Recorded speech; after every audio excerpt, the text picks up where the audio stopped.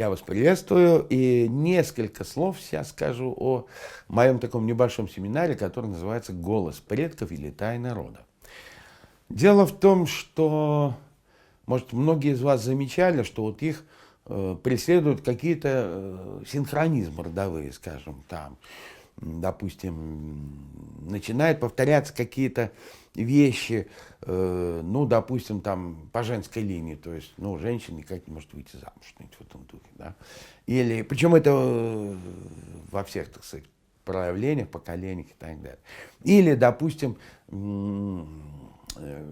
какие-то вот действительно вещи, которые можно обозначить словами «на роду написано».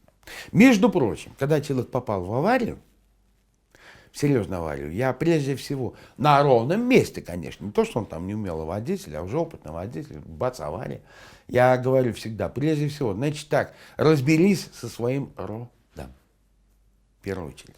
Дело в том, что это вопрос очень важный, актуальный, и, к сожалению, в наше время немножко вот эта тематика, ну, скажем так, как-то затирается, что ли. А вспомните, что раньше, допустим, в любую деревенскую избу в России войдешь, что там, иконостас, само собой разумеется, но еще на стене огромная такая вот рама, в которой помещены фотографии всех предков и родственников. И это, между прочим, это очень-очень большая помощь.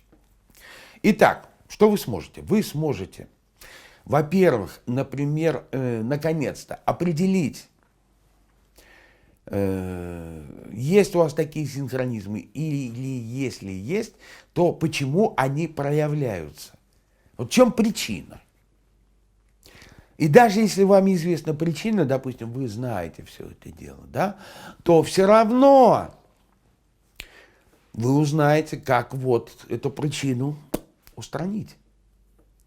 Ну, грубо говоря, вот в роду есть три ипостаси, если можно выразиться. Это первое, это, ну, скажем так, назовем эту роль условно герой.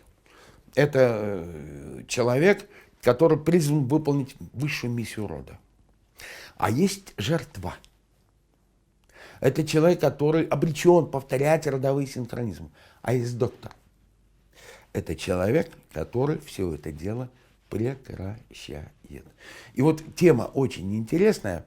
И вообще говоря, влияние рода на нашу жизнь просто фантастическое.